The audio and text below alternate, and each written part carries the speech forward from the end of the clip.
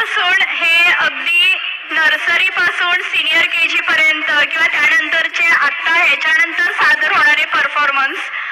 हे सारं थिरकणं, आपल्या पायावर थिरकणं, तितके हावभाव करणं, तितकी देहबोली दाखवणं, हे छोट्या छोट्या विद्यार्थ्यांकडून करून घेणं ही काही सोपी गोष्ट नसते. अगदी ते पालकांना सुद्धा घरी जमत नाही. मात्र इथं शाळेमध्ये येऊन या छोट्याशा कालावधीमध्ये या विद्यार्थ्यांना कसं नाचायचं, कुठल्या वाक्याला कसं आपण रिॲक्ट करायचं, हे जे काही सारं नृत्य दिग्दर्शन म्हणतात, ज्याला आपण अगदी सुटसुटीत भाषेत कोरिओग्राफर असं म्हणतो, तर त्यांचा सुद्धा या ठिकाणी सत्कार झालाच पाहिजे.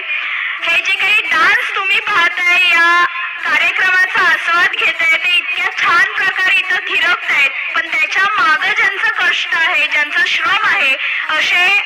संपूर्ण स्पर्श अकॅडमीचे